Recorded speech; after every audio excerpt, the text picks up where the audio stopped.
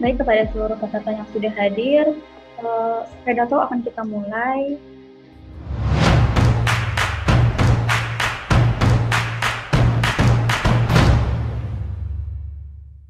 Oke, baik.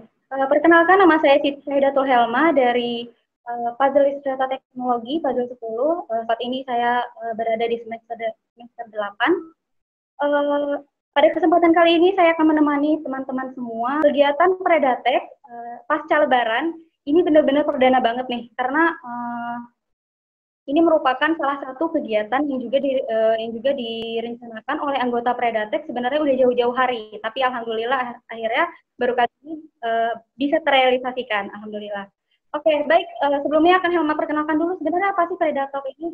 Predatok ini merupakan kegiatan di mana kita nanti bisa berbincang-bincang, kemudian bisa cerita-cerita bareng sih dengan narasumber yang pastinya kece-kece, dan juga yang akan memberikan kita informasi yang pastinya inspiratif, kemudian edukatif, dan juga akan memberikan wawasan kepada teman-teman semua di tema-tema tertentu. Nah, untuk kali ini kita akan berjumpa dengan salah satu dan bincang-bincang santai dengan salah satu narasumber kita yang pastinya masih rahasia.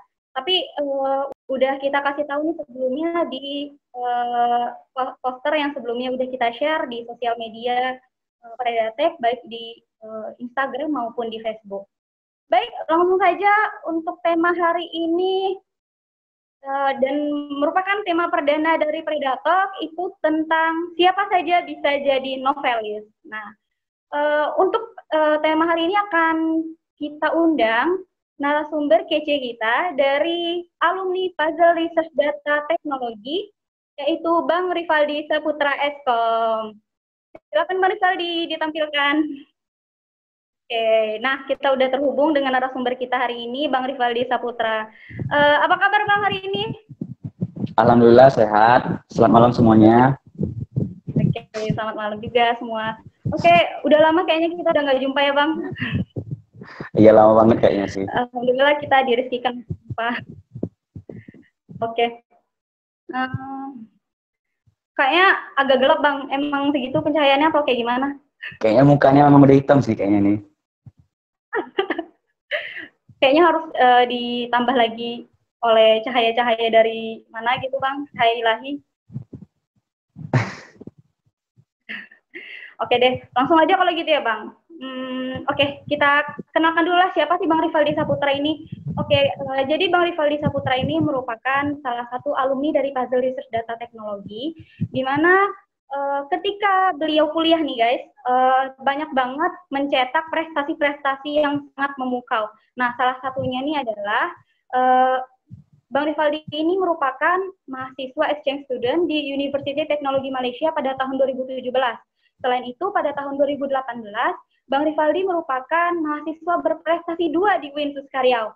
Nah, prestasi yang berkaitan dengan tema hari ini adalah Bang Rivaldi merupakan pemenang penulisan novel pengalaman kuliah kerja nyata UIN Suskaryau oleh LPPM pada tahun 2017. Nah, setelah memenangkan itu, nggak sampai di situ aja. Bang Rivaldi juga akhirnya mempublish novelnya sehingga bisa dibaca oleh banyak kalangan dan tersedia di toko buku terdekat ya Bang? Ya, betul sekali. Oke. Kalau gitu kita langsung aja ke pembahasan ya Bang. Kalau boleh tahu apa sih kegiatan Abang sekarang setelah menjadi alumni? Sekarang ini Abang kerja di Promedia Komputer sebagai staf IT dan multimedia di sana.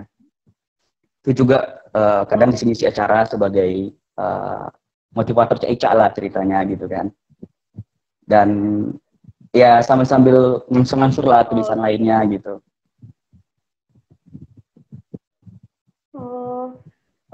Oke Bang, kita langsung masuk ke topik pembahasan mengenai novelis nih.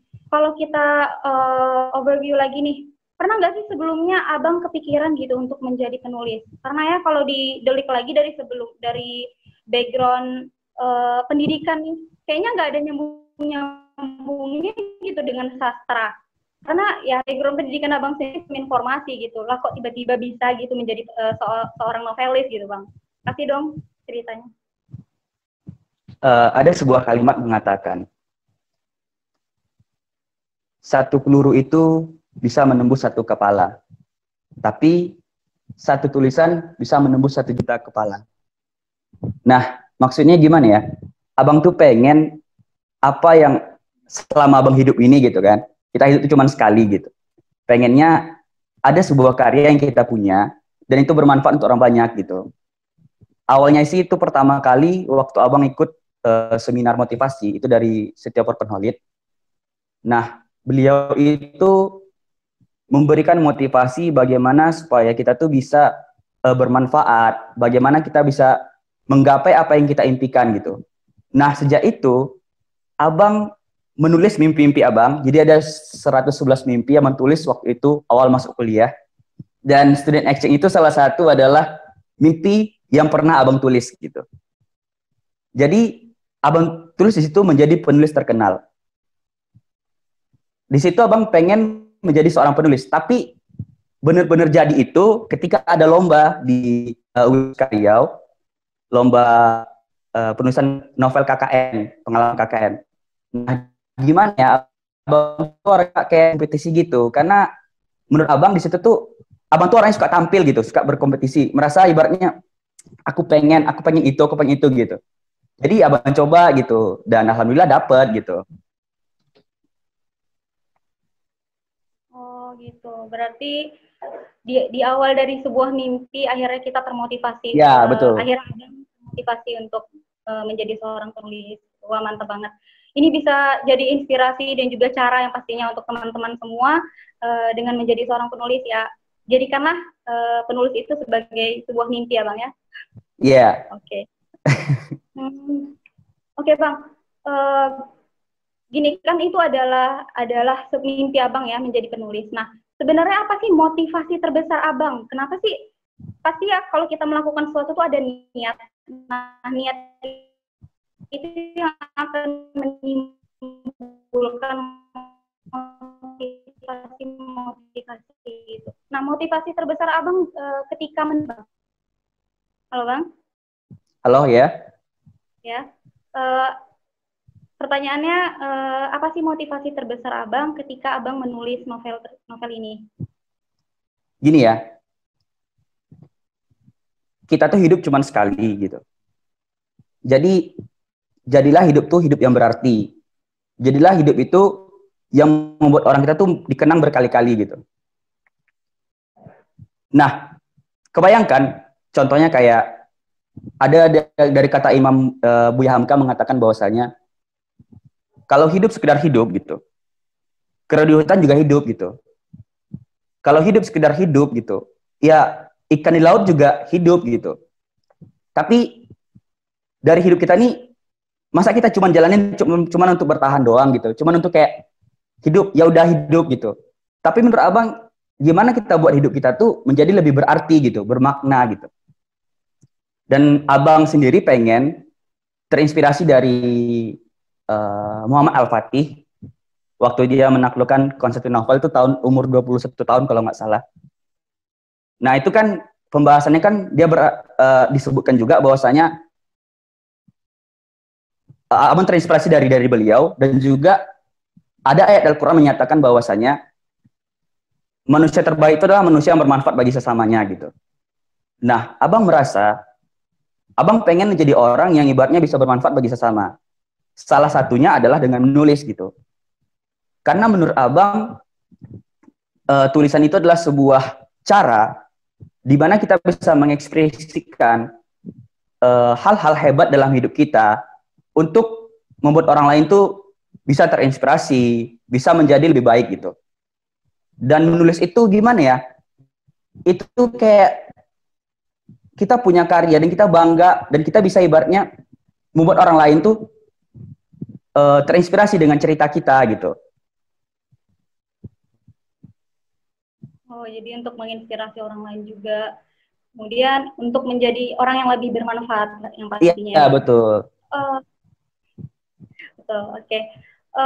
Dari buku yang abang udah keluarkan, udah terbitkan, itu kalau boleh tahu nih bang, secara garis besarnya itu menceritakan apa sih Bang di novel yang udah Abang terbitkan tersebut?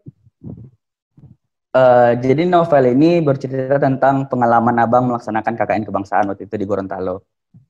Nah, itu diceritakan dari awal pertama Abang niat ikut KKN sampai setelah pulang dari situ gitu. Jadi Abang niatin ikut KKN itu dari semester 3. Ketika Abang dengar bahwasanya nanti di semester 6 itu ada namanya KKN kebangsaan. Nah, itu dari salah satu senior juga, senior jurusan Abang dengar waktu itu. Dan ketika itu juga Abang langsung catat bahwasanya KKN kebangsaan itu harus Abang dapatkan gitu. Di situ Abang cerita tentang pengalaman Abang dari mulai awalnya apa aja halangan-halangan yang Abang hadapi untuk ikut KKN kebangsaan itu. Bahkan setelah Abang lulus KKN kebangsaan pun sebelum pergi itu banyak masalah yang datang gitu. Contohnya kayak hampir waktu itu bertabrakan antara waktu Abang pergi ke Malaysia sama dengan ke Gorontalo gitu. Di situ Abang risau karena kemungkinan besar itu nanti Abang harus memilih gitu. Padahal itu udah Abang dapetin loh keduanya gitu. Cuman Abang tinggal pergi doang gitu. Dan juga waktu itu 2 minggu sebelum berangkat KKN itu kakek Abang meninggal. Jadi kayak itu tuh kayak Abang ngerasa kayak mana ya, agak bingung gitu. Apakah harus pergi atau gimana gitu. Itu juga waktu di KKN Abang merasakan sesuatu yang beda. Di sana tuh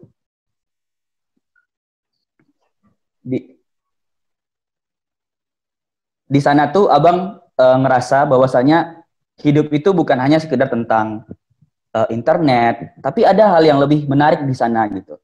Bahwasanya kita hidup tuh bisa bahagia bahkan tanpa kehadiran teknologi sama sekali gitu. Karena Abang waktu itu KKN di tempat yang menggunakan PLTS tenaga surya, jadi cuman hidup listriknya cuman malam doang.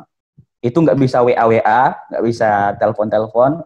Kalaupun mau nelpon biasa itu pun harus keluar rumah dan cari kayak tempat yang kayak jaringan tuh lewat di sana gitu. Kayak dan juga kita ketemu sama kawan-kawan yang hebat dari seluruh kampus Indonesia. Itu luar biasa banget lah pokoknya. Mungkin bagi teman-teman yang belum pernah yang masih ada kesempatan untuk ikut, Abang rasa ini harus dicoba gitu.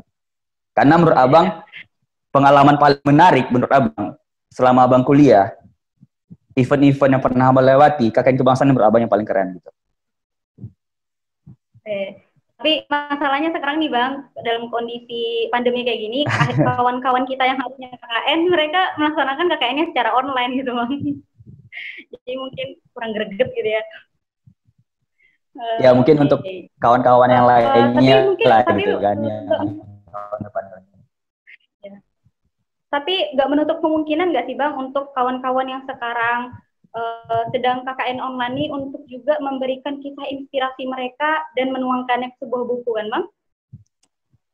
Menurut Abang gimana ya?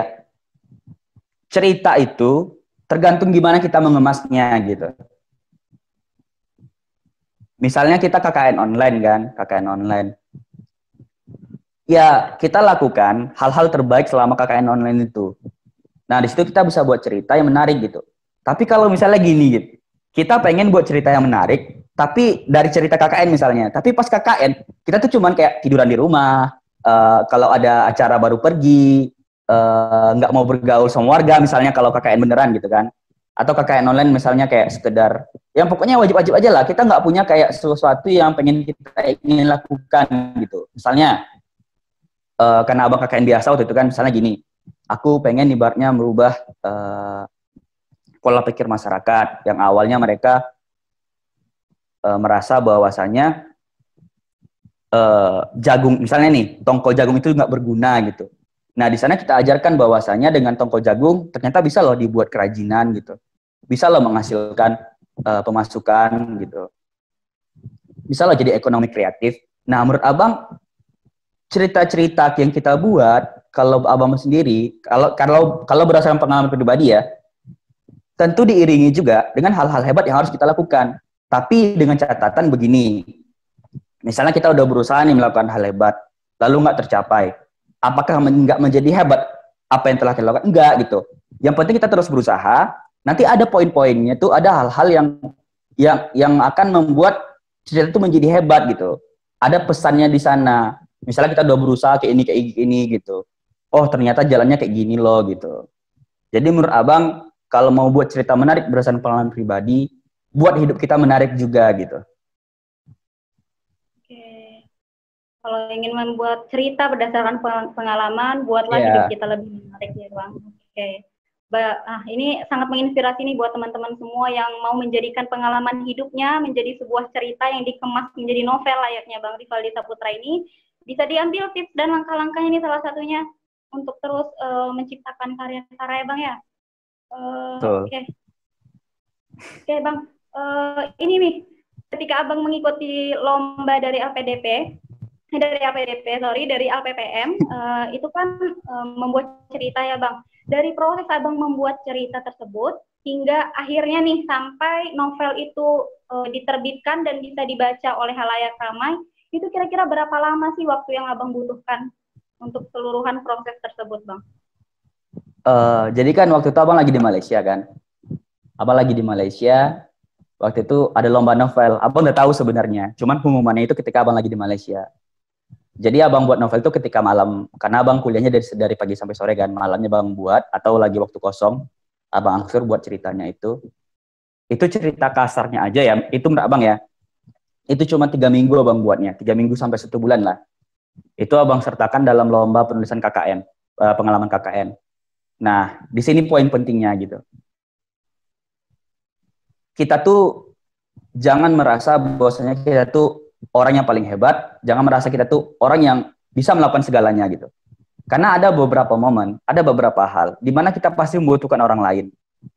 Nah, contohnya Abang waktu saat itu, Abang pengen ikut gitu. Dan persyaratannya itu nggak cuman kirim email doang, tapi kita harus lampirkan dalam bentuk cetakan, dalam bentuk print gitu. Ya, jadi dalam bentuk print, Abang minta tolong sama kawan Abang, sama adik Abang juga, untuk melakukan proses itu, mengirimkan ke LPPM waktu itu. Caranya itu, kenapa sih? Sebenarnya ini cerita yang lucu ya, ada agak-agak menggilikan menurut Abang gitu. Jadi sebenarnya Abang ini, malahnya awalnya itu benci sama novel gitu. Karena waktu Abang kecil, Abang pernah baca buku, ya, pernah baca novel, itu tentang percintaan gitu. Dan penulisnya itu mungkin nggak terkenal ya. Jadi yang jelas waktu itu Abang merasa jijik dengan bentuk novel, entah karena penulisnya yang Abang kurang bagus atau ceritanya nggak bagus. Tapi waktu itu Abang intinya tuh membenci novel gitu.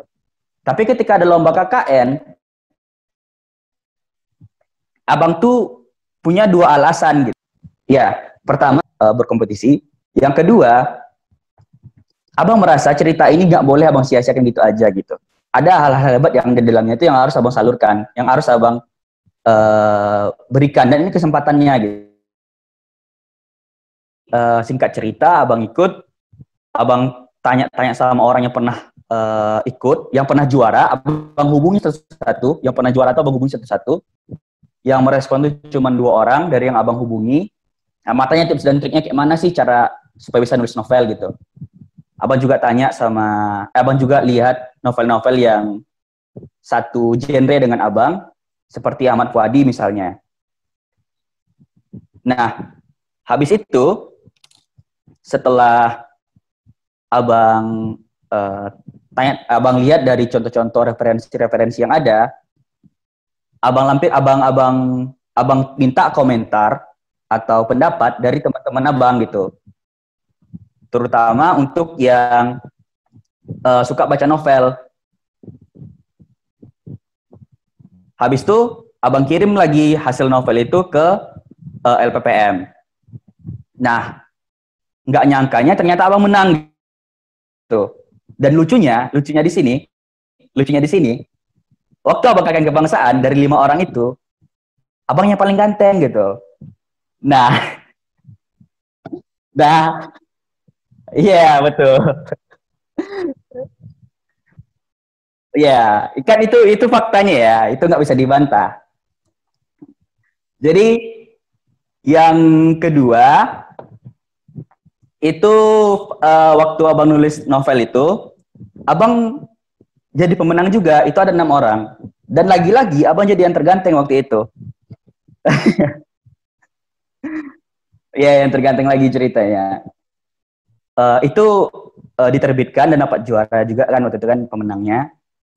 Tapi waktu itu judulnya itu Sang Penakluk Mimpi di Negeri Konservasi.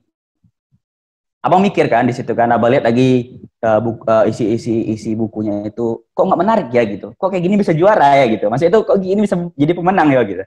Abang merasa nggak layak dengan buku itu gitu.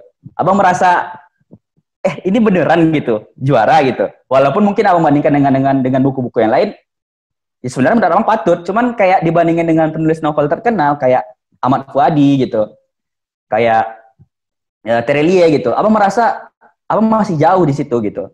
Akhirnya abang belajar lagi, abang pahami apa yang kurang gitu. Ternyata bahasa di novel abang masih terlalu kaku gitu. Nah, di novel itu ada namanya technical sama show gitu. Nah, apa bedanya? Gimana cara penggunaannya? Di situ abang latih, dan di novel itu abang minta pendapat dari orang-orang yang terkenal gitu. Ya untuk branding juga gitu. Karena salah satu beberapa hal yang itu laku, pertama adalah siapa penulisnya. Ya. Kedua, gimana marketingnya. Dan yang ketiga, gimana isi bacaannya. Nah, kalau seandainya Raditya Dika nulis buku, mohon maaf, isinya kayak hal-hal yang nggak berguna misalnya. Ini contoh aja ya, nanti jangan dipotong. Misalnya isinya yang nggak berguna gitu kan. Abang nulis buku, misalnya isinya tuh kayak kata mutiara semua gitu. Mana yang lebih laku coba? Pasti buku Raditya Dika gitu.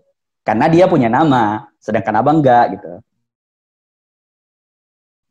Yang kedua, dari marketing sama kontennya, sama isinya.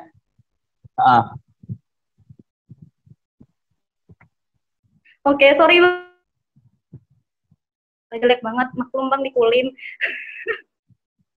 Oke, ya. Oke, lanjut lagi Bang. Ya, jadi gimana Hel? Oke, ini tadi Abang ada notice nih, awalnya Abang nggak percaya diri dengan tulisan Abang yang sebelumnya gitu kan. Kemudian Abang tanya ke kawan-kawan Abang lagi kan. Sampai pada akhirnya Abang berani memutus atau punya niat nih untuk mempublikasikan buku ini. Gimana sih caranya Abang bisa meningkatkan rasa confidence Abang tuh sampai akhirnya ya buku itu bisa publish gitu Bang? Jadi gini, ada kalimat mengatakan bahwasanya penulis yang hebat itu adalah pembaca yang rakus. Nah, di situ setelah abang ikut lomba tadi kan abang juara, abang mikir gitu, emang sih bukunya terbit, cuman ya seadanya doang kan. Abang pengen bukunya ini dikomersialkan gitu. Dalam artian bener-bener kayak novel loh gitu. Jadi abang belajar lagi cara menulis novel. Nah, ketika membaca novel, tidak hanya membaca gitu aja. Kita pahami, kita maknai apa aja sih yang terkandung dalam novel itu, kayak mana sih jalan ceritanya, kayak mana sih cara penulisannya. Di situ abang belajar lagi tentang novel. Habis itu ditambah dengan abang minta komentar dari orang-orang yang orang-orang hebat gitu. Bahkan kadang sebenarnya abang nggak kenal sama orang itu gitu, cuman dengan PD-nya abang atau mungkin kayak sedikit rasa kebodohan. Contohnya sama abang minta ada di buku abang itu komentar dari Presma UGM. Wow. Padahal abang nggak kenal sama dia gitu. Jadi abang beraniin aja sama Presma UGM contohnya.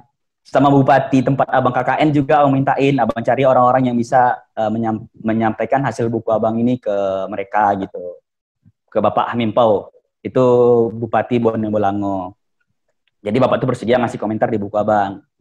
Contohnya lagi Duta Museum Indonesia atau Ketua PPI dari luar negeri gitu. Nah, abang beraniin aja gitu, abang beraniin, minta mereka abang kirim filenya, abang minta komentar dari mereka. Nah, situ ibaratnya menambah juga gitu. Bahwasanya novel abang ini bukan bukan hanya bukan kaleng-kaleng gitu. Itu abang lihat caranya juga dari novel-novel orang lain. Contohnya kayak kalau nggak salah itu dari Ahmad Fuadi, dia ada buat novel dan di situ menyertakan komentar-komentar orang-orang lain, orang-orang hebat gitu. Nah sebenarnya gini sih kalau menurut abang, rumus hebat tuh cuman simple gitu. Yang penting kita mau melakukannya. Misalnya kayak buat novel, kita cari referensi-referensi orang-orang hebat, misalnya dari dari Ahmad Fuadi, dari yang lainnya juga. Kita ambil apa sih kehebatan mereka, kehebatan mereka, kita gabungin ke diri kita gitu. Nah itu yang abang lakukan gitu.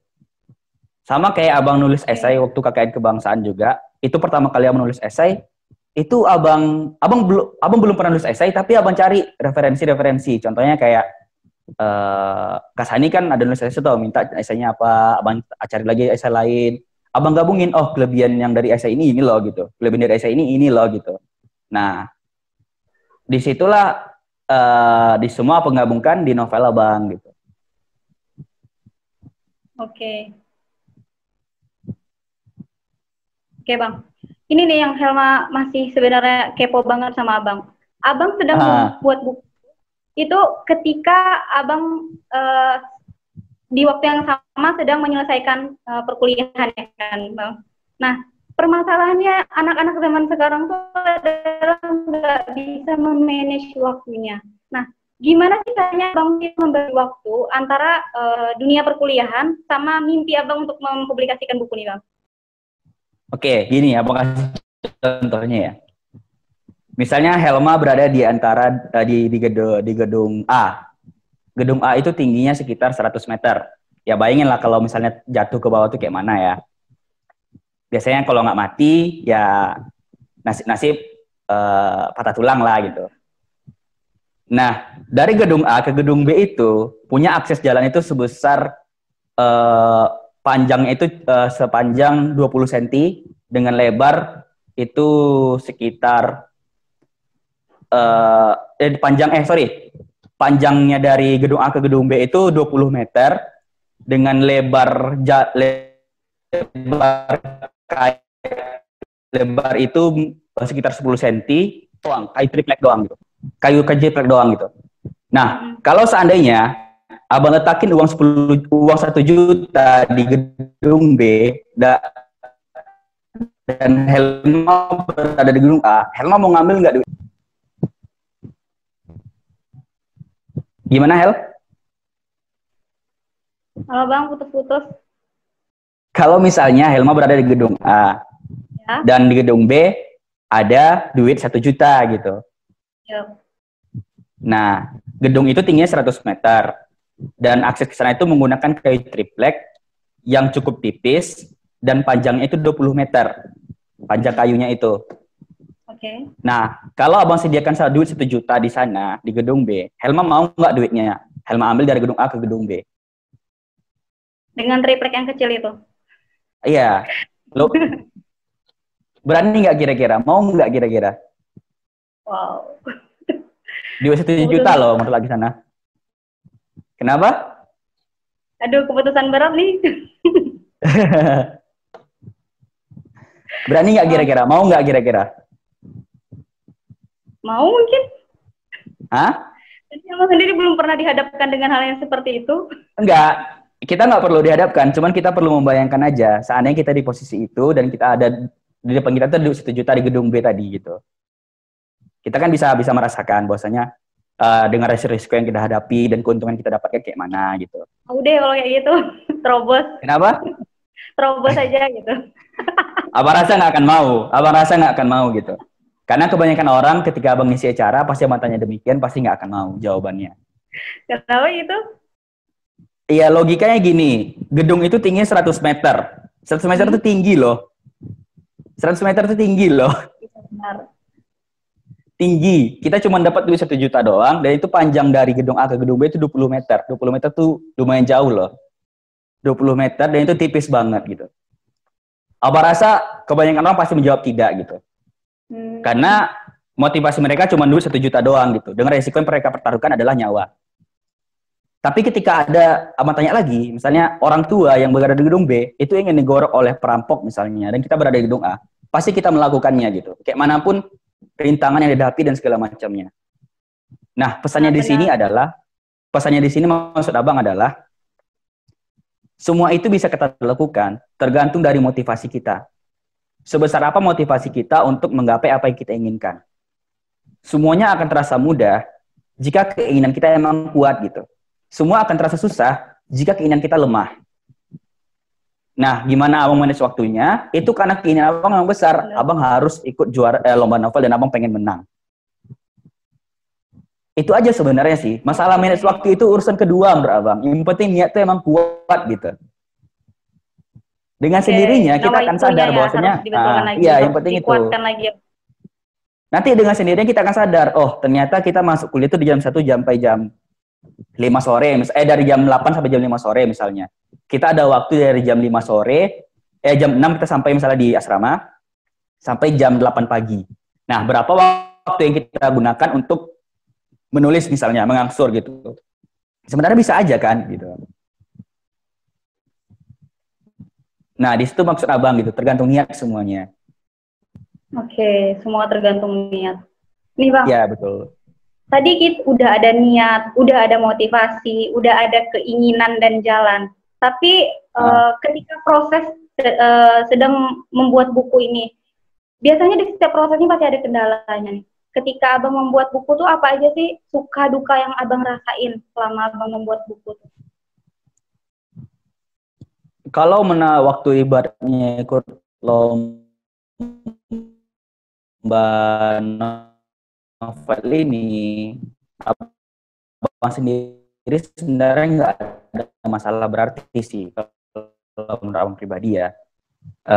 Palingan ibaratnya masih cuman karena abang punya teman-teman yang baik, muda gitu. Tapi lebih kayak gini, setelah abang ikut lomba dan menang, abang kan pengen buat novel yang ibaratnya itu komersial ya, dalam arti itu layak lah untuk dibaca menurut abang gitu. Yang awalnya judulnya itu Sang Penakluk Mimpi di Negeri Konservasi, Sang Penakluk Mimpi di Negeri Konservasi, menjadi Terbitnya Mimpi di Ufuk Sulawesi. Sebenarnya isinya hampir sama, cuman ada abang merubah, dan yang paling nampak itu dari bahasanya. Jalan ceritanya juga abang ubah beberapa. Nah, di situ sebenarnya yang menurut abang agak beratnya. Dan waktu itu juga abang dihadapkan dengan skripsi. Jadi, abang sebelum terbit itu, abang udah mulai nih, cuman abang ngejar skripsi waktu itu, dan nulis itu selama 6 bulan, jadi fokus memang ke skripsi. Setelah itu baru abang lanjut lagi, abang gas lagi gitu. Jadi menurut abang, disitulah yang menurut abang paling beratnya. Karena kita udah mencapai, tapi kita pengen tujuan yang lebih lagi gitu. Nah, itu yang menurut abang yang beratnya. Tapi karena abang pengen ibaratnya gimana ya, kalau nulis karya itu kenapa harus tanggung-tanggung gitu. Maksudnya ya paling enggak karya itu layak lah dinikmati gitu. Kalau menurut abang sih, yang karya abang yang waktu itu masih belum layak gitu. Tapi mungkin itu untuk ukuran lomba.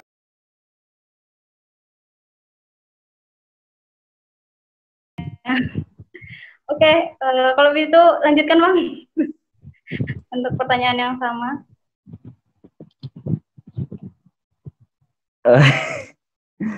Yang tadi kita bahas sampai mana tuh ya, abang agak lupa kira gitu.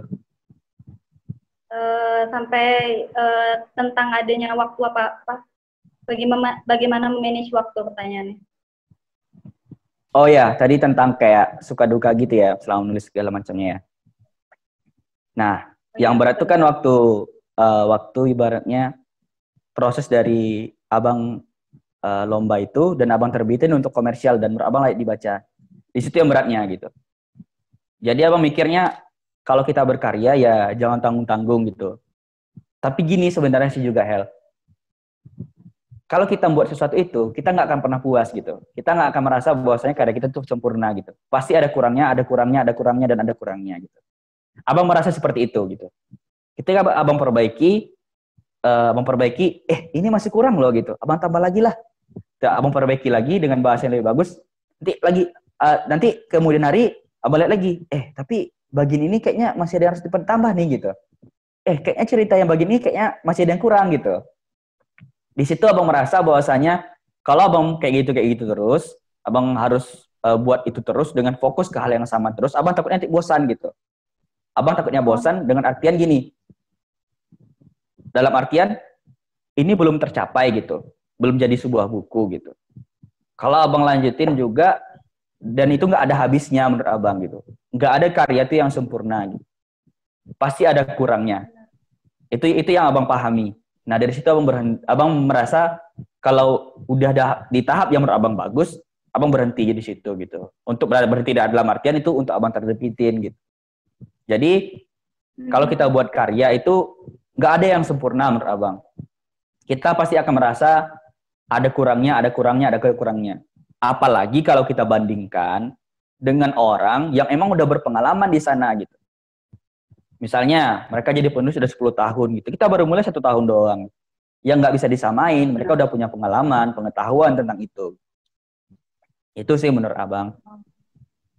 Berarti jangan merasa insecure dengan karya yang kita buat ya Bang ya. Lebih percaya diri lagi gitu. Karena pasti akan ngerasa kurang aja terus gitu. Oke. Karena ya itu emang sifatnya manusia ya Bang, nggak pernah merasa cukup. Oke. Nggak terasa nih Bang, udah hampir 40 menit kita cerita-cerita dengan Abang gitu. Tapi ada satu pertanyaan lagi nih, pertanyaan yang Helma mau Abang jawab secara mendadak, secara cepat sih sebenarnya. Sebutkan alasan kenapa kita harus menulis. 3 alasan kenapa kita harus menulis. 3 alasan? Ya. Pertama, kita punya hal-hal hebat dalam hidup kita. Sayang kalau nggak kita bagiin sama orang. Oke, pengalaman. Ya, pengalaman hidup yang harus kita bagikan. Yang kedua, menulis itu adalah salah satu bentuk karya. Yang seperti yang bilang tadi, kalau hidup hanya sekedar hidup, kera di hutan juga hidup gitu. Jadi intinya, apa kita gunanya hidup gitu? Kalau cuman kita kayak ya udah sekolah gitu, makan gitu, kerja gitu. Dan yang ketiga, mungkin abang pernah buat sebenarnya ada acara Predetek juga, itu ada video. Videonya itu berjudul berdakwah bisa dari pintu mana saja. Nah, menurut abang gitu, dakwah itu adalah kewajiban kita semua, umat Muslim. Dimanapun kita berada, kita wajib untuk berdakwah. Nah, menurut abang pribadi, cara berdakwah abang gitu. Dakwah itu bukan kewajiban ustadz loh, bukan kewajiban kiai loh gitu. Dengan menulis tadi gitu. Menulis tadi adalah ladang dakwah abang tadi. Sebagai ladang dakwah abang untuk menyampaikan hal-hal menurut abang, hal-hal baik, hal-hal yang menurut abang bisa menginspirasi orang lain. Karena begini juga Hel. Yang abang temui di lapangan, kenyataannya kebanyakan anak muda, mereka tidak kekurangan uang untuk kuliah gitu. Mereka tidak kekurangan, banyak nih orang kawan-kawan abang juga, mereka nggak kekurangan uang gitu untuk kuliah tuh, mereka punya duit yang sampai S3 pun mungkin mereka mampu gitu. Ya, benar. Tapi mereka nggak kuliah gitu. Kenapa gitu? Karena mereka nggak punya tujuan hidup. Gitu. Mereka nggak tahu apa yang mereka capai. Mereka nggak tahu apa yang mereka inginkan gitu. Kalau menurut abang sendiri, kehidupan tuh layaknya kita kayak berlayar di sebuah lautan. Diri kita ini sebagai kapal, lautan itu seperti kehidupan, dan kita adalah nahkodanya gitu. Nah, tujuan hidup tadi adalah pulau yang ingin kita kunjungi, yang ingin kita tetap di sana gitu. Kalau seandainya kita nggak punya tujuan, kita sama kayak kapal yang terombang-ambing di lautan. Nah, itu yang menurut abang harus sama lakukan gitu. Itu juga salah satu kenapa abang juga kayak ngisi-ngisi acara gitu. Karena abang pengen orang lain tuh punya sesuatu yang mereka capai, sesuatu yang harus mereka wujudkan. Gitu. Oke. Harus ada tujuan hidup ya Bang. Ya, betul. Mantap banget itu 3 tips kenapa kita 3 alasan kenapa kita harus menulis. Semoga nanti dengan alasan yang disebutkan oleh Bang Rivaldi tadi teman-teman semua mulai terpikir dan mulai berkeinginan untuk mulai menulis lagi ya. Apapun itu tulis aja gitu. Oke, kita masuk ke segmen terakhir nih Bang, segmen Q&A, tanya jawab. Tapi sebelum masuk ke segmen ini, ada 3 pertanyaan yang berulang, yang nanti di episode-episode seterusnya juga akan terus ditanyakan. Nah, seperti yang kita tahu, Abang merupakan alumni dari Predatek ya Bang. Kalau boleh tahu dari puzzle berapa Bang? Puzzle 7. Oh, puzzle 7 berarti Masih ingat. Parah deh kalau nginget.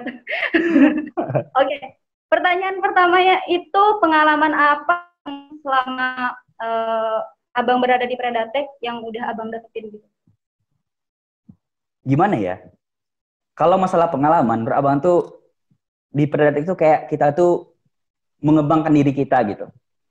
Kayak kita tuh di Predatek itu merasa kita kayak kalau melihat dunia, Predatek kayak jendelanya gitu. Oke, benar. Paham nggak? Misalnya kita pengen lihat dunia nih gitu. Predator kayak jendelanya, kita buka jendela, oh nampak dunia gitu. Jadi menurut Abang, di Predator itu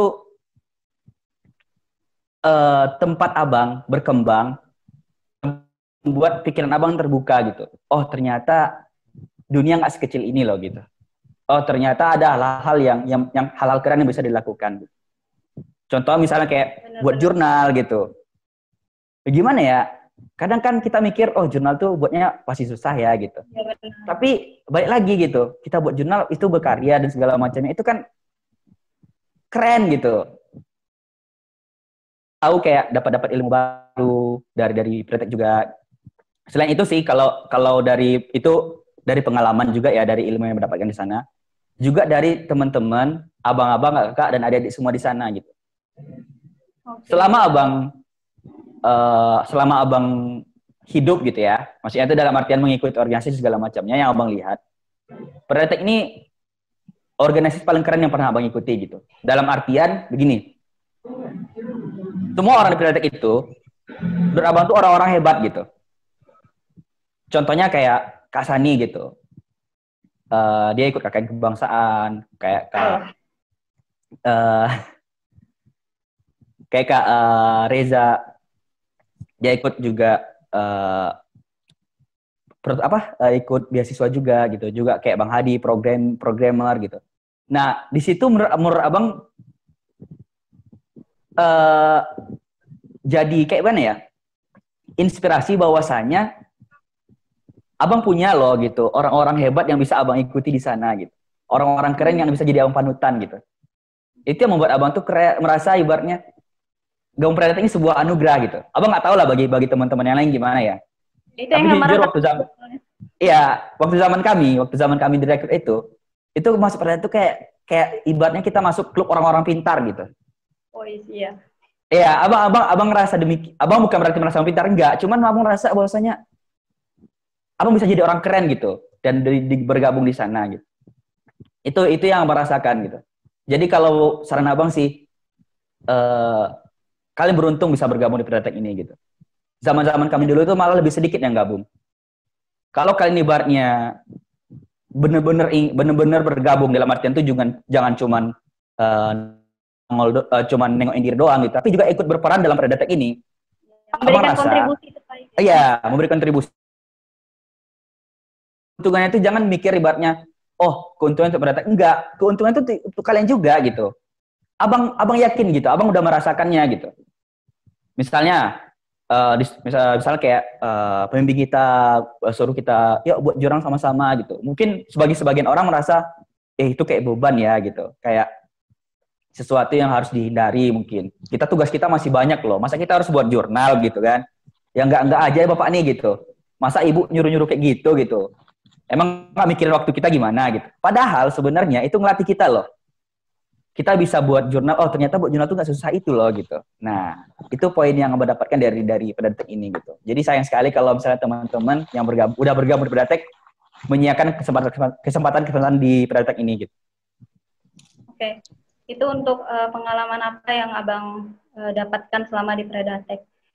Ini secara garis besar aja sih Bang. Sebenarnya cuma poin-poin yang bisa menegaskan lagi nih kepada anggota-anggota kita.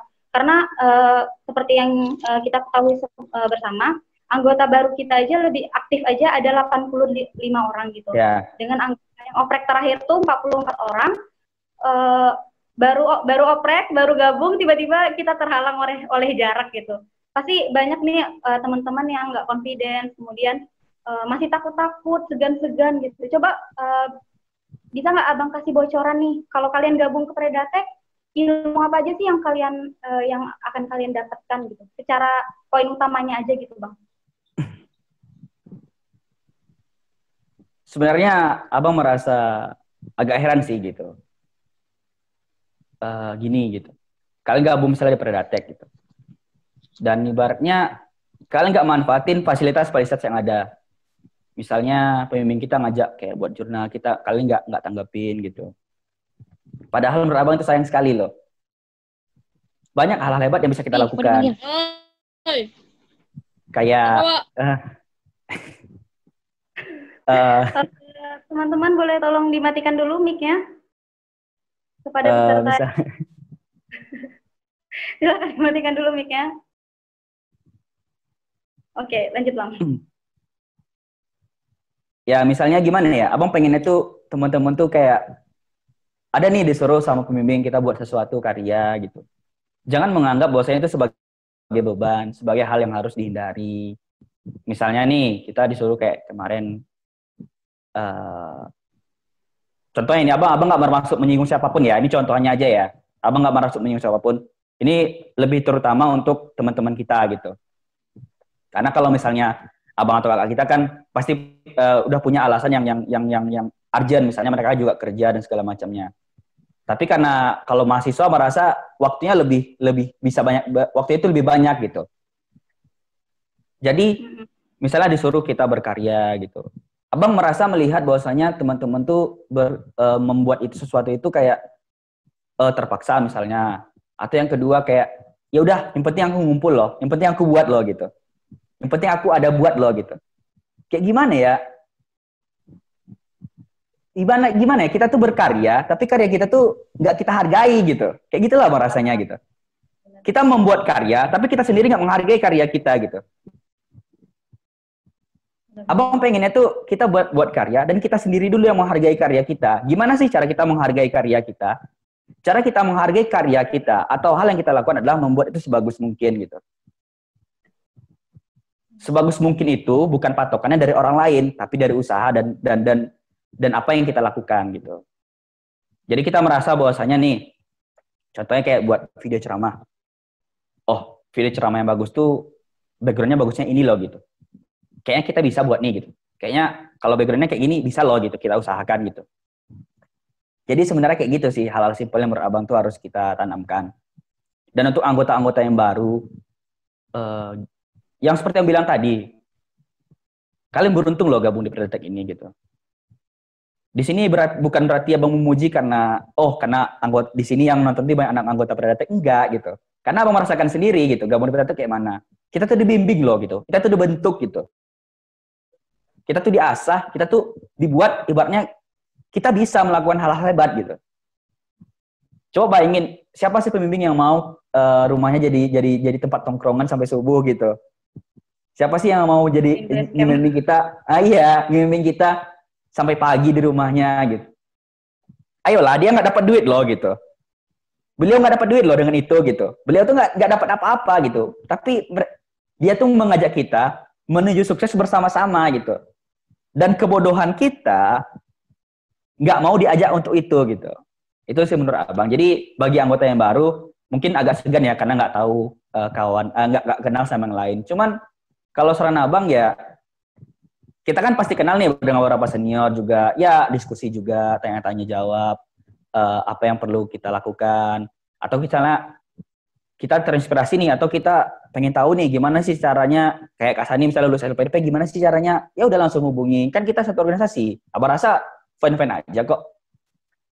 Jadi yang kayak gitu itu kita maksimalkan gitu.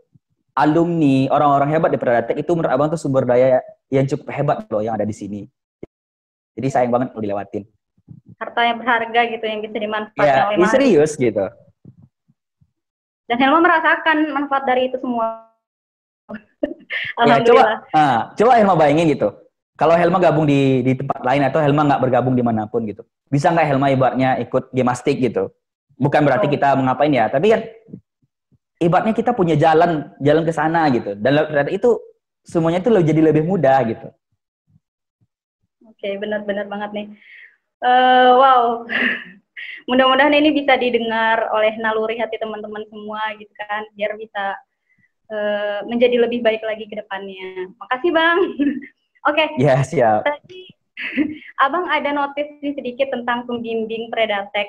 Helma pengen tanya nih Bang, menurut Abang gimana sih pendapat Abang mengenai pembimbing kita, khususnya ketua Predatek gitu? Ini bahaya nih, kayaknya bapaknya ada di sini kan, gak enak. Gini ya, ini bukan karena abang berada di apa ya di video ya. Cuman abang pengen nyampein gitu, pengen nyampein sesuatu. Mungkin ini bukan karena berarti ini sedang ditengok orang ramai, abang pengen ngungkapin ini karena ibaratnya mungkin cari muka atau enggak. Abang Predatek itu atau Pak Mustaqim itu jadi pembimbing PA abang sejak tahun 2016 kalau nggak salah, itu semester 4. Dan menurut abang ya, dosen yang paling abang hormati itu adalah beliau. Beliau adalah pembimbing PA, pembimbing TA, juga pembimbing Predatek juga gitu. Kalau Helma tanya gimana sih pandangan abang tentang Pak Mus? Kalau menurut abang pribadi, beliau tuh dosen yang paling abang hormati di kampus gitu. Karena gimana ya? Ini menurut abang pribadi ya. Dia tuh membimbing kita tuh ibaratnya dia pengen kita tuh berhasil juga gitu. Dia pengen sama-sama kita tuh berhasil gitu. Nggak ada niat ibaratnya dia tuh pengen menjatuhkan kita atau dia pengen untuk dirinya sendiri. Nggak ada niat kayak gitu. Contohnya kayak ikut lomba lah. Dia ngajakin ikut lomba gitu. Misalnya ikut lomba nih, kalian ikut lomba, beliau jadi pembimbing gitu. Untungnya apa untuk beliau gitu? Toh kalian belum tentu juara juga kok. Jadi kalau menurut abang, Pak Mus tuh orang baik gitu. Orang yang ibaratnya keren lah gitu. Dia tuh punya visi, punya hal yang ingin dicapai gitu. Kalau menurut abang, orang hebat itu dia punya sebagai seorang konseptor, dia juga sebagai seorang yang visioner, dia juga sebagai seorang problem solver, dan Pak Mus tuh punya semua gitu. Paket lengkap. Misalnya, iya serius. Misalnya gini, beliau ingin Predatek itu tahun 2000 sekian harus kayak gini loh gitu. Beliau seorang visioner gitu. Dia tahu dia pengennya kayak gini gitu. Dan selain itu beliau juga konseptor. Maksudnya gimana? Tahu apa-apa langkah-langkah yang harus dilakukan. Hal-hal apa misalnya nih kayak lagi pandemi corona nih, apa sih yang bisa kita lakukan gitu? Oh, kita buat aja kayak artikel WFA dan segala macamnya gitu. Nah, itu kan hal-hal hebat tuh. Kita bisa bertindak berperilaku, bisa mengerjakan hal-hal yang kreatif gitu.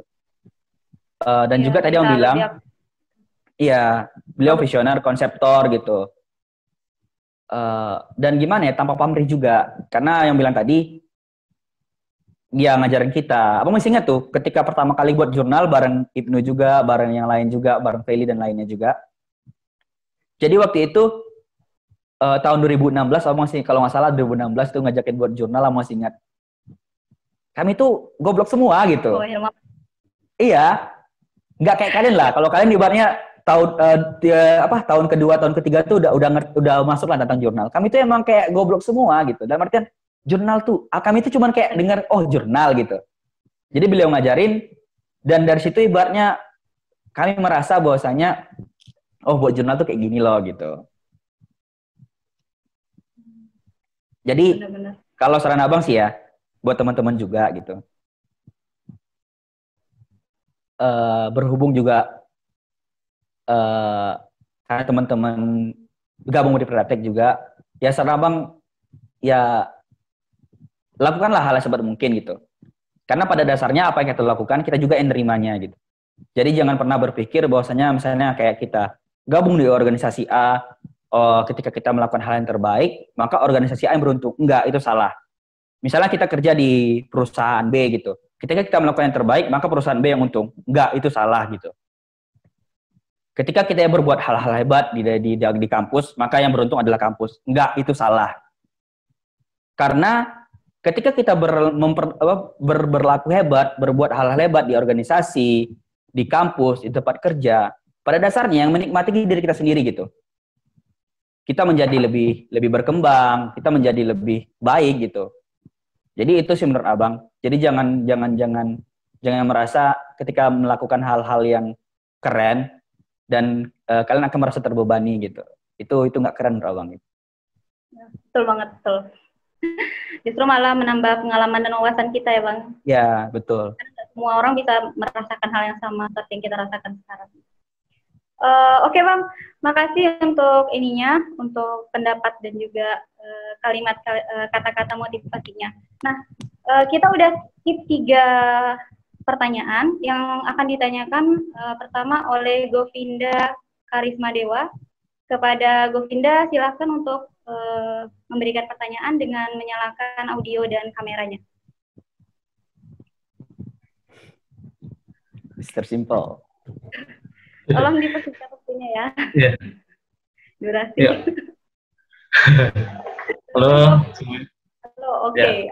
Buat musik ya. Ya, langsung aja. Pertama, Assalamualaikum warahmatullahi wabarakatuh. Waalaikumsalam warahmatullahi wabarakatuh. Jelas suaranya kan? Wabarakatuh. Jelas.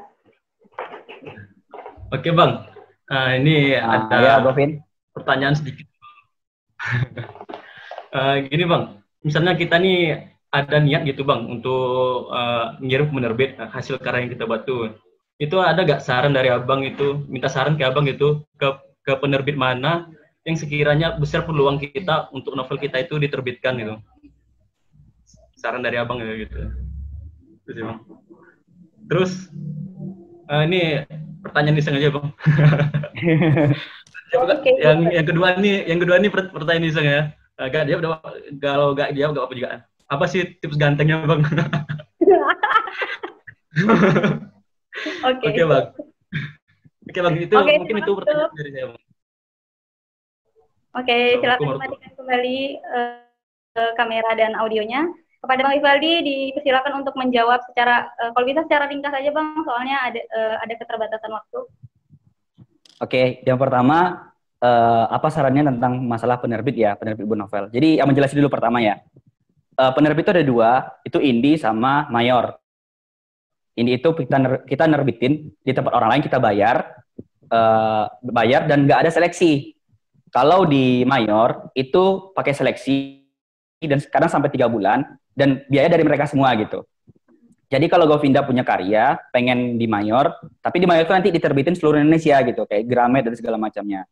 Tapi saran Abang, jika misalnya punya karya dan pengen dalam bentuk buku, tapi nggak takut terlalu lama, jadinya nggak terbit, saran di indie aja.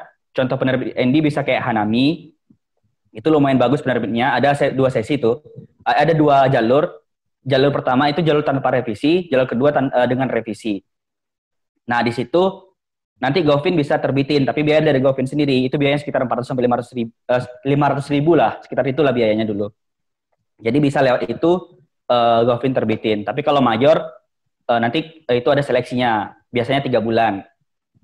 Nah untuk itu nanti bisa konsultasi ke Abang gimana-gimananya.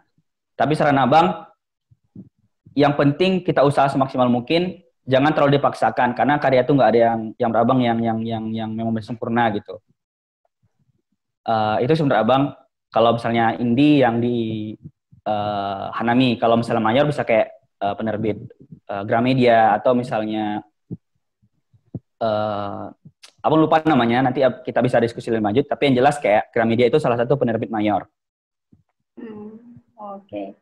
Pertanyaan itu kedua, yang kedua. Abang nggak tahu ya, ini pertanyaan atau gimana tuh ngeledek ya? Abang nggak tahu apakah ini pertanyaan atau ngeledek sebenarnya gitu. Karena Abang merasa gimana ya? Abang bingung jawabnya gitu. Maksudnya tips ganteng emang ya Abang nggak tahu sih kadang. Astaga, Abang bingung aja jawabnya. Karena Abang merasa gimana ya? Ganteng itu, kalau menurut Abang pribadi, itu tergantung kepercayaan diri gitu. kalau misalnya kita percaya diri dengan apa yang kita punya, itu nanti bawaannya itu pasti enak aja gitu. Itu sebenarnya Abang. Oke. Jadi tips ganteng dari Bang Rival itu adalah percaya diri, Gop. Jadi kita harus percaya diri. Gitu. Oke. Selanjutnya pertanyaan kedua dari Said. Pada Said dipersilakan untuk menghidupkan kamera dan juga audionya. Alright. Baik, terima kasih atas kesempatannya Kak Elma dan Bang Rivaldi yang Oke Bang, Said mau bertanya Bang mengenai terkait dengan esai Bang ya. Jadi kalau kita bicara esai ini kan luas sekali Bang ya. Jadi yang menjadi kendala Said itu adalah apa Bang? Dalam menyusun esai itu Bang, kan banyak tuh Bang jenis-jenisnya tuh kan. Ada yang esai itu lebih ke personal brandingnya, terus ada yang esai itu lebih ke memang kita sesuai dengan apa yang di kompetisi. Jadi Abang punya tips nggak sih Bang untuk menyusun misalnya kalau sih khususnya mau dengar dari Abang sendiri tips mengenai esai personal branding gitu Bang. Soalnya kan kalau di universitas sendiri kan memang esai yang seperti itu ya memang ya kebanyakan Bang ya, tapi ini yang sepengetahuan saya saja, tapi nggak tahu mungkin yang lain itu tentang personal kitanya sih gitu Bang. Atau mungkin Abang ada tips-tips lain gitu Bang mengenai penyusunan esai yang baiknya itu seperti apa gitu Bang. Terima kasih Bang sebelumnya. Oke, itu dia pertanyaan dari Said. Pada Bang Rivaldi dipersilakan untuk menjawab pertanyaannya.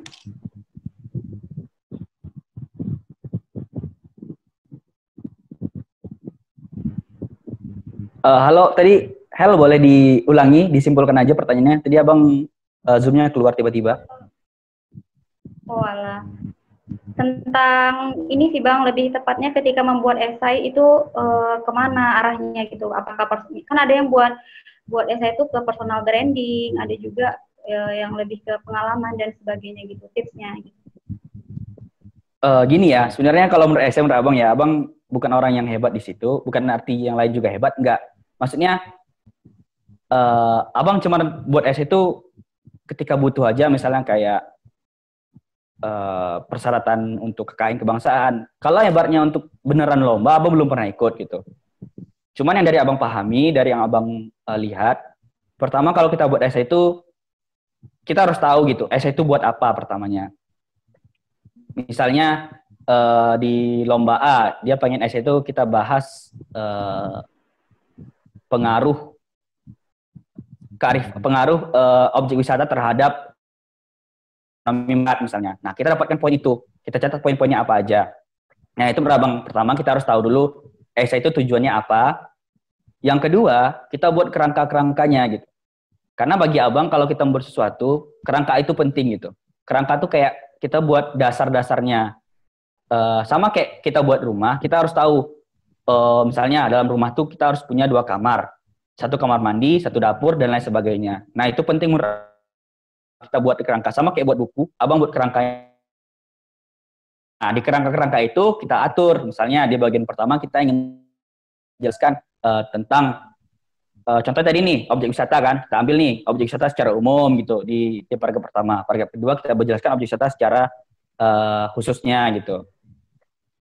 Jadi setelah kita buat kerangka, kita dapat juga poin-poinnya tadi. Kita juga harus banyak referensi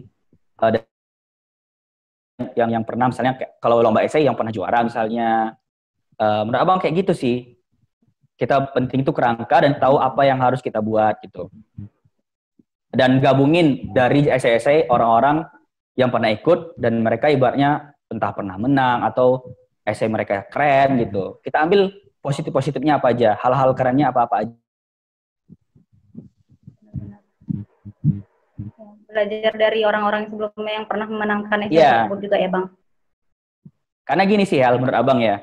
Halo Bang. Misalnya gini, kita pengen jadi seorang dokter gitu. Jadi dokter tuh kita contohnya kita ibaratkan contohnya gini, kita dari Kampar ke Pekanbaru gitu. Kita belum pernah ke Pekanbaru gitu. Kita pengen ke Pekanbaru. kita nggak tahu. Misal dari air tiris kita harus melewati misalnya Danau Bingkuang nama daerahnya, Dakualu daerahnya. Kita kan nggak tahu nih, karena kita baru pertama kali misalnya dari air tiris ke Pekanbaru. Nah, gimana supaya kita tuh mengurangi resiko-resiko yang misalnya tuh terjadinya kecelakaan atau banyak lubang di jalan atau banyaknya hambatan dan segala macamnya. Atau mungkin di daerah itu sering terjadi perampokan, misalnya sering terjadi begal dan segala macamnya. Nah, kalau menurut Abang, tanyakan kepada orang yang pernah melewati itu gitu. Jadi kita nggak perlu lagi menghadapi masalah-masalah, tantangan atau musibah yang pernah dihadapi dia gitu. Itu semacam kayak kita tuh, menurut Abang tuh kerja cerdas lah gitu. Nah, sama kayak kita dibuat essay tadi, supaya kita menghindari kesalahan-kesalahan pemula, kesalahan-kesalahan yang fatal, kita bisa tanya sama orang-orang yang udah pernah buat essay, terutama misalnya essay tentang beasiswa, tanya sama mereka gitu. Yang penting kita mau bertanya dan berlatih gitu. Oke, terima kasih kepada Bang Rivaldi untuk jawabannya. Ini untuk pertanyaan terakhir yang ditanyakan oleh Bang Hadi Eka Saputra kepada mimik dan kameranya. Kok ketawa Bang? Terima kasih kepada Bang Rivaldi yang ganteng sudah menyampaikan apa yang disampaikan, luar biasa sekali. Oke, saya langsung aja ya Bang Rivaldi. Ini masalah karya Bang. Jadi kan karya itu dinilai dari kita buat merasa percaya diri kan Bang. Apa yang kita buat itu kan ada rasa percaya diri. Terus percaya diri itu berkaitan dengan mental. Jadi gimana sih menyikapi pendapat-pendapat negatif orang lain terhadap karya kita?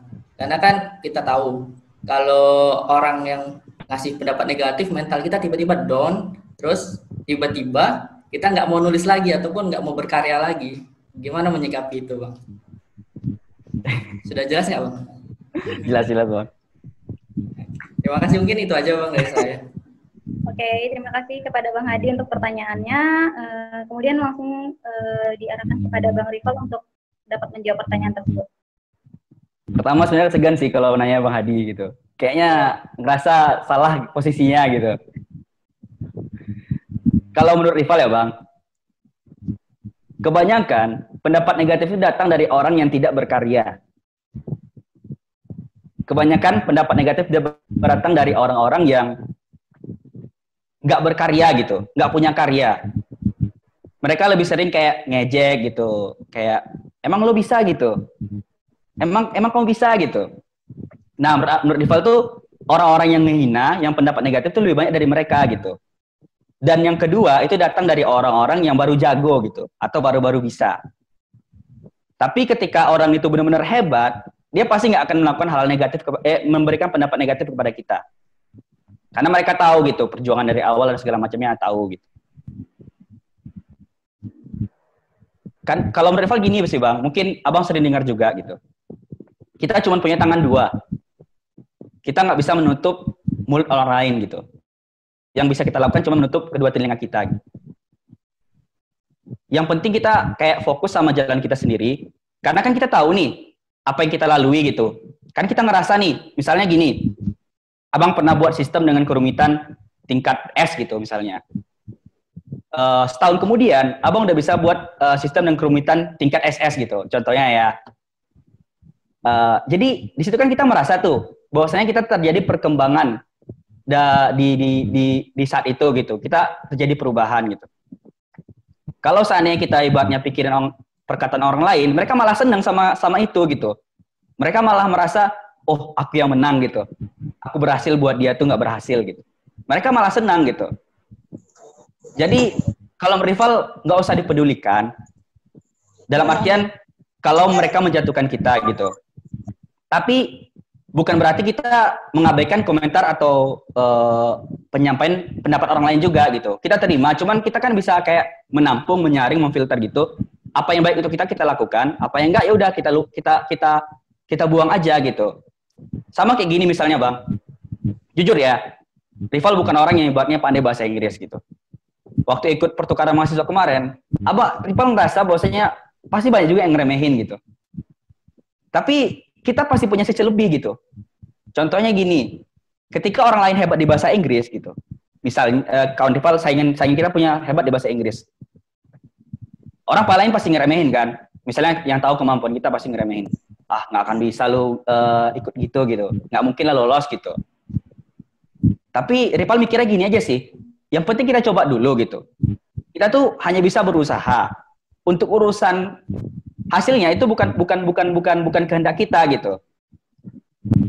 Karena prinsipnya menurut Ripal, yang penting kita coba dan kita berusaha semaksimal mungkin. Kalaupun kita gagal nantinya, itu paling nggak kita ngerasa kayak puas gitu bang gitu. Itu yang Ripal rasain ya waktu pernah ada ikut sesuatu tapi gagal, tapi Ripal ngerasa kayak puas gitu walaupun Ripal nggak berhasil gitu. Yang penting kita berusaha semaksimal mungkin. Dan yang Ripal bilang tadi kayak ikut pertukaran mahasiswa waktu itu, banyak juga yang ngeremehin, yang nganggap nggak bisa lolos nih segala macamnya.